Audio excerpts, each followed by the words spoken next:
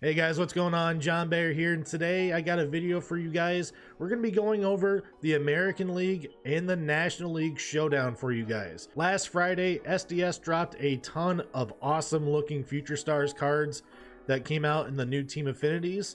And one of the best ways to get that card, in fact, in my opinion, it is the best way to go get those cards, even though it might take a little bit of time, is by doing showdowns. So today I'm going to be going over both the American League and the National League. It's really about the same. There's not that much of a difference, with the exception being pitchers. The strategy is really going to be the same for both of these, but we're going to go into it. We're going to be taking a look at the pitchers that you'll be facing for the final bosses. We'll go into my draft strategies. My draft strategy is really about the same for both sides, American League and National League. We're going to go over the rewards that you can get for just going straight through Showdown, playing every single mission. And we're going to be going over some of the Team Affinity cards and one of the reasons why you really want to be grinding Showdown, you want to be practicing Showdown, and you want to get really, really good at Showdown. Because if you do, you're going to be getting a lot of rewards for it. And in my opinion, it's a great way to garner XP. As you can see, I'm already at level 23 Prestige. In the upper right hand corner, a lot of that's been due to showdowns. So you know what, let's get into it. So before we hop into a showdown, actually I want to go over for the American League what cards you could be possibly facing for the final bosses. Now for these final bosses, you're most likely going to be facing the Future Stars cards that were released in the Team Affinity. So we're going to go take a look at those cards and I'll show you guys what these cards are. So in the American League, one of the bosses that you could very possibly wind up facing is 92 overall Future Stars Clark Schmidt. He is from the New York Yankees. He throws a sinker, curveball, changeup, four-seamer, and a slider. He throws right-handed pitcher. He's going to be throwing a lot of low pitches with that sinker. There's a lot of changeups and curveballs, a lot of stuff that breaks down. So that's something that you want to think of whenever you're going into a matchup against this guy. Another American League final boss you could be facing will be this Brady Singer, 93 overall from the Kansas City Royals. He's got a sinker, a slurve, a four-seam, and a changeup. Once again, another sinker baller, so you're going to be seeing some pitches that are going to be down in the zone. Another thing to recognize. Also, another right-handed pitcher, so if you know that you're going to be facing Brady Singer, stack up with a lot of guys who are very good against righties or a bunch of lefties, or you know, whatever you're comfortable with. But in my opinion, this card looks pretty solid. Again, throws a sinker, throws a slurve. He's going to be kind of nasty. Another interesting thing about this card is he's got a very quick motion. You'll notice that whenever you first face him, he gets the ball and he throws it. It's not necessarily that he throws fast, but just everything. It's just, you know, just a really fast motion. You'll get to see it whenever you face him. All right, another final boss that we have here is Jose Urquidy. I believe I'm pronouncing that name right. If I am wrong, then I apologize. He is another right-handed pitcher. He throws a changeup as his primary pitch, a slider, a fastball, and a curveball. Like I said, he is right-handed, so once again, stack up your lineup with lefties or with a bunch of guys who hit against right-handed pitching really well. In my opinion, this is by far the easiest boss that you're going to face. In my opinion, whenever it comes to his changeup and curveball, they are not very deceptive. This card, to me, very easy to see the ball out of his hand. The changeup doesn't have that much dip to it, so I'm curious how this card will do in online play, but in my opinion, this is a pretty easy card to face, so hopefully that's the one that you do face. Another Future Stars card that you could face as a final boss is Dane Dunning. Once again, this is our third of our final bosses that have a sinker as a primary. At least they throw a sinker. He's got a sinker, a curveball, slider, fastball, a four-seam fastball, and a changeup. 79-92 on the velo and break. Another right-handed pitcher. So in my opinion, whenever it comes to the American League Showdown, I would stack a bunch with left-handed hitters. With this Dane Dunning card, like I said, another righty, another sinker baller. Expect to see a lot of pitches low in the zone. Stack your lineup with lefties and you should be fine. All right, and now we go to the National League, and we'll take a look at some of these final bosses that you'll be facing here as well. All right, hopping over to the National League for your final bosses, you're going to be seeing a lot of Future Stars cards as well. The first one here I'm going to go over is Kyle Wright, 94 overall from the Atlanta Braves. He's got a four-seam slider, curveball, sinker, changeup. A lot of these guys have sinkers, so it's kind of cool, at least for online play. A little bit tougher to hit as far as the final showdowns go, but it's not too terribly hard. He is another right-handed pitcher, 90 velo, 91 break. He's got a little bit of a weird motion too. He throws very high over the top. So it's something that you're going to have to take a look at. And then whenever you do face the Braves, the sun in the background, the shadows are a little bit more difficult. So that's something that you'll have to keep an eye out for. In my opinion, if you know that you're going to be facing Kyle Wright, I would try your best to get as many runs as you can before that final showdown, but that's just my personal opinion. We're going to take a look at this 91 overall Ryan Roloson from the Colorado Rockies. He throws a fastball and a two-seam fastball, so 2 fastballs, a curveball, changeup, and slider. 72 velocity, 94 break. He is a left-handed pitcher, so if you know that you're going to be facing Roloson in the final showdown, stack your lineup with righties. So in my opinion, I have actually not faced this card at the end for the final boss, so I'm not even sure if he is actually a final boss. But he is a left-handed pitcher. He doesn't look like he's got stuff that's going to be too tough to hit. I'm not sure what his motion looks like, so I'm kind of curious about this guy, see if he's any good. But that's Ryan Roloson for you. The next card we are going to go over is the 90 overall Adonis Medina. He's got a sinker, a sweeping curveball, a changeup, a 4-seamer, and a slider. 83 velo and 92 break. He is a right-handed pitcher, so stack your lineup against lefties if you know you're going to face him. He's kind of difficult to hit. He reminds me a lot of Clark Schmidt, not necessarily of the motion, but a lot of pitches are just dipping lower and lower and lower. So you're going to have to wait till you get something in the upper part of the zone to hit. So in my opinion, that's a little bit tougher to hit, but pretty good card here in Final Showdown. So like I said, just wait him out, stack your lineup with lefties or guys who are good against righties. Those at sinker and a sweeping curve. Pretty good pitcher here. Up next, we've got the 95 overall Nick Lodolo from the Cincinnati Reds. This card is a left-handed pitcher with a sinker, slider, 4-seam fastball, and a changeup. He looks pretty good. I have faced him once. He wasn't too terribly difficult. He didn't have like too crazy of a motion or anything like that, but this is probably the highest overall card that you're going to face in that final boss. But anyway, this Nick Lodolo card does look pretty good. Throws another sinker, very tall lefty at 6'6". Pretty good card here, but he's probably not the toughest card that you'll have to face, and I'll show you who that one is. And finally, we get to Brusdar Graterol. I am probably butchering that name really badly. He's got a sinker, slider, 4-seam fastball, changeup, and a curveball. He's also got outlier 1, so that sinker can hit 100 miles per hour. He throws gas, man. Throws gas, a lot of good break, right-handed pitcher. So this is probably going to be your toughest one to face out of all of the Future Stars cards whenever it comes to the NL and AL Showdown. This card is really good, guys. And then one final card in the National League, I believe that will be a Future Star boss for you, is going to be 91 overall Zach Brown. He's got a fastball, curveball, changeup, and a 2-seam fastball. He is a right-handed pitcher, nothing too special here. Again, stack your lineup with lefties. This is probably going to be one of the easier cards that you're going to face from either league. So yeah, 91 overall Zach Brown, there he is. All right, now that we've gone over all of the Future Stars cards that I believe you'll be facing as the final boss, let's get ourselves into an American League draft, and I'll show you my strategy here.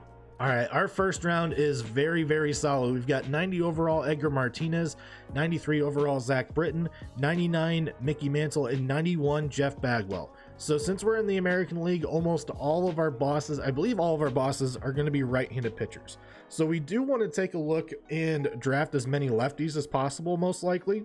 But there's another strategy that comes into play after this first round.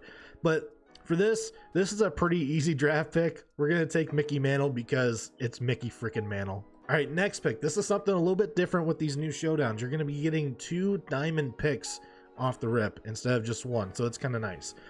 So in this round, we've got 88 Whit Merrifield, Sean Murphy, 86 Nick Madrigal, and 88 Aaron Judge.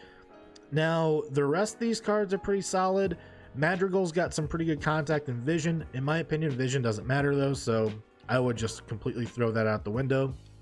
Sean Murphy's not bad, good contact. He is a catcher, pretty good position there, but I believe you can wait for a better catcher. Whit Merrifield's not bad, a lot of really good positional flexibility, really good contact. The power's not really there, but good fielder too, although the fielding doesn't really matter too much either. But in my opinion, this is a personal preference. I'm going with the 88 overall Aaron Judge because I rake with Aaron Judge cards. In my opinion, you can't really go wrong with any of these. These are all right-handed batters, but in my opinion, I love Aaron Judge, so I'm going with Judge. All right, so we get our first pitcher round. In my opinion, with the pitcher round, I don't think it really matters all too much. You can get yourself a decent starting pitcher, or you can get yourself a decent relief pitcher. You're going to be having missions where you're going to be pitching with your starting pitcher and with your relief pitchers, but they're not going to be all that important. So in my opinion here, I'm honestly just going to go with the best pitcher. What does Fado throw? Unfortunately, the pitchers here really aren't that great. Brad Hand only throws a slider and a fastball. I'm going to go with the 83 overall Shane Bieber, and we're going to get another decent reliever later on. All right, pretty good draft round here. We got Tommy Kahnle, so we could get someone in the bullpen. Zach Collins, prospects card. Gleyber Torres live series. Estevan Florial, prospect card as well. A lot of these cards are going to be good. These are 3 good hitting options. Again, if you have a pitcher and you've got hitters in your draft in the same round, go with a hitter. I'm going to go with Gleyber Torres, even though this Zach Collins has got some pretty good stats or pretty good attributes against right-handed pitching. I just hit really well with Gleyber Torres, so I'm going to take him. Actually, this is a very interesting thing. I've never seen this before. So we have ourselves a pitcher round, which is fine, but we've got 3 silvers here and 1 bronze. I've never seen that before. That's kind of glitchy. So I'm not sure what I'm seeing here. He's actually got a pretty good repertoire here. Josh Taylor. And actually, believe it or not, I'm going to go with the bronze because this guy looks pretty good. Good pitch repertoire in the bullpen. We got ourselves another silver round. We've got 1 pitcher. We're not going to take him. We got Aledmus Diaz, Edwin Encarnacion, and Hunter Renfroe. I am going to go with Edwin Encarnacion because I hit a little bit better with him. Another decent round here. We've got Christian Vasquez, CJ Cron, Salvador Perez, or Adalberto Mondesi.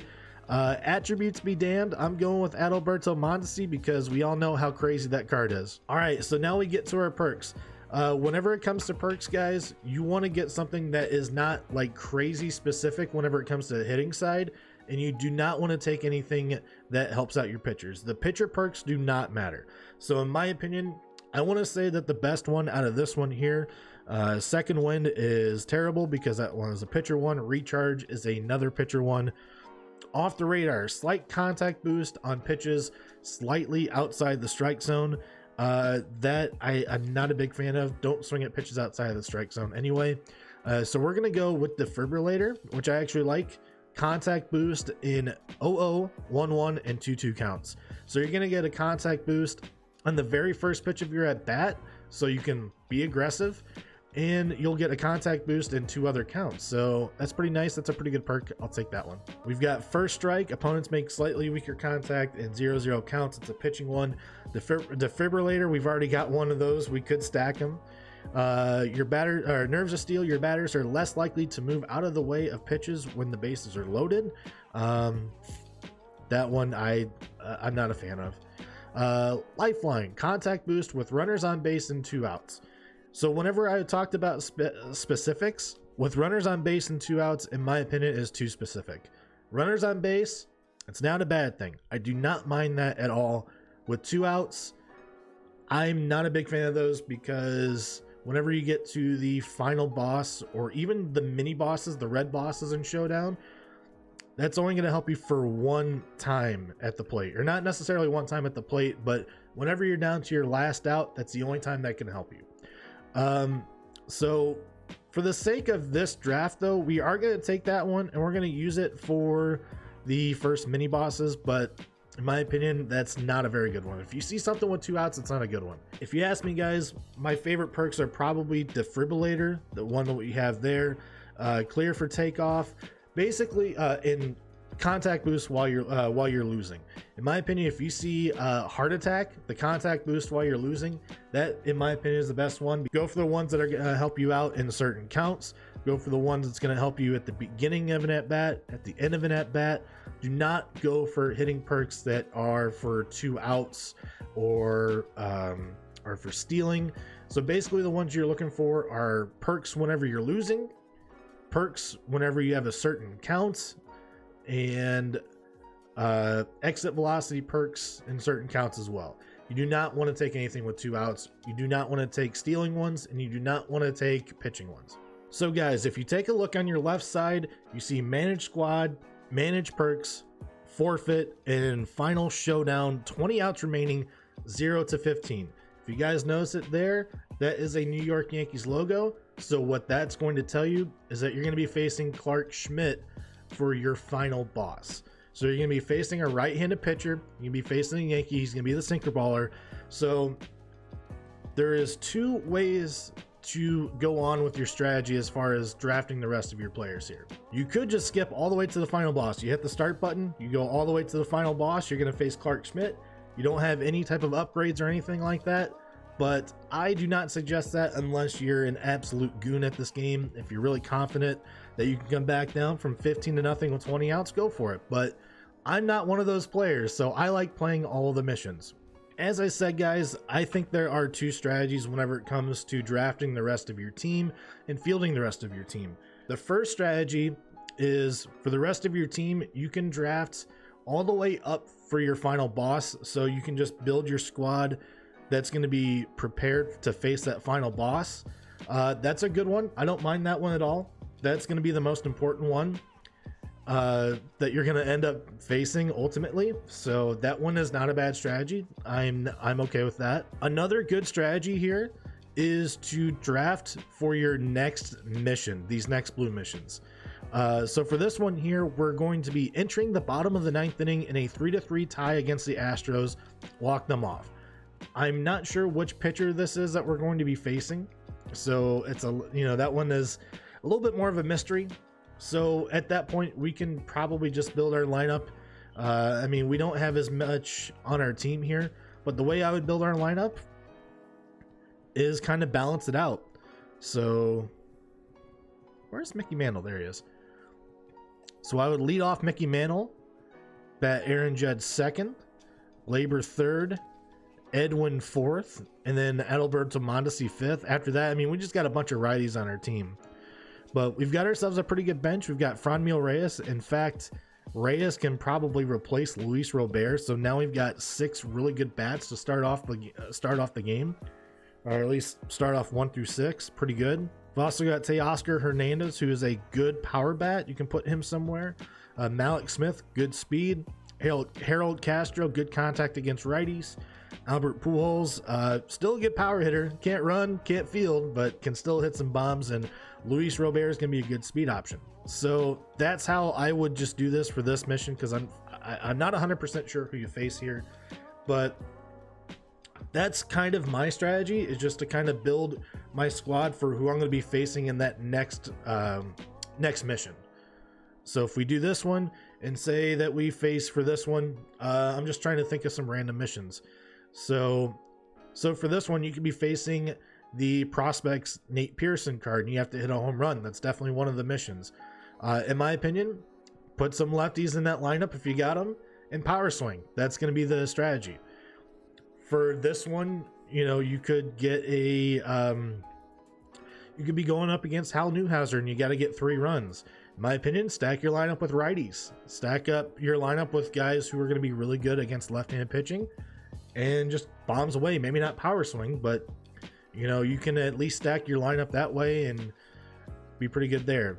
Now for the mini boss moment, you could be facing Mariano Rivera. You could be facing Sean Doolittle. Again, I would just build my squad for what I have. That's going to be going the best up against that particular mission right there, and not so much the final boss. So that's how my strategy kind of is. And if you guys didn't know, you're going to be, like, each little mini mission here, you're going to be getting some rewards. You're going to get stubs, you're going to get XP, you're going to get a silver player and a silver perk for this one, silver player and silver perks for all 3 of these. You'll get a gold player and a gold perk for getting the first mini boss. And the further you go along, the better that you can improve your team. So for that final boss mission, maybe you could be down 15-9, but you could have a team with 4 or 5 diamonds, 3 or 4 golds, so you're gonna have a pretty good team to come back against that. And it's gonna be on veteran difficulty. I believe all of these are on veteran, and I believe the final boss might be on all-star. I'm not 100% sure, but in my opinion, the difficulty is not gonna be too difficult for you. So that's my kind of strategy, guys. Make sure you do all of these missions here, and make sure you're building your squad that is going to be best suited against that particular mission that you have. Not necessarily for the final boss, but it's something that you do want to think about for sure. And guys, in my opinion, I said it before, but in my opinion, it is really important to do all the missions here. If you want to grind up all the way to prestige, Showdown is a great way to do it. For these showdowns, let's see. For these showdowns, guys, you're going to gain 17,150 XP points. Now that's if you pass every single one. So if you fail one, if you fail one, it's all right. Remember, guys, if you fail one of the red missions, you have to start completely over. If you fail a blue mission, that's okay. You can keep going. So not only will you gain 17,150 XP, you'll gain 4,050 stubs, a silver pack, a live series, or not a live series pack, a regular standard pack, and you'll get 20 points that goes to any team affinity that you want. If you're playing an American League Showdown, you can put it towards any American League team. If you play a National League Showdown, you can put it towards any National League team. So in my opinion, that is actually really, really good, especially for spending 1,000 stubs. If you complete this by the end of it, you're getting a lot of loot. You're getting a lot of progress towards stage 2 in the team affinities, so you can get some pretty dope future stars card. In my opinion, these showdowns are absolutely essential, in my opinion, as far as leveling up in XP and getting some pretty good cards. And really, guys, whenever it comes to the American League and National League, my strategy really does not differ at all. Build your team towards the next mission that you have and keep your final boss in mind. So in my opinion, both leagues, it doesn't really matter. The strategy is really going to be the same. So hopefully that works for you guys. If it does, let me know in the comments below. If it doesn't, let me know what you guys think. Anyway, guys, that's going to be my rundown of stage 2 showdowns. I hope you guys enjoyed the video. Let me know how you guys are doing in showdowns below. Let me know if you think these tips helped you, or if they didn't help you. Let me know in the comments below. Make sure to drop a like on this video if you guys enjoyed it. If you guys have not subscribed to the channel yet, please go ahead and do so. I'm going to be dropping some more videos on Showdown and some other things along the way. We're gonna have some nice debuts coming, so make sure to subscribe to the channel. That way you guys can get some pretty cool content. Also, in the comments below, guys, let me know if you guys want to see a full 100% gameplay of an American League Showdown or a National League Showdown, so you guys can really get into the mind of what I'm doing for each and every single mission. If you guys want to see that, let me know. It'd be a little bit longer of a video, but I think it'd be pretty cool to see. Anyway, guys, I will see you guys next time. Take it easy.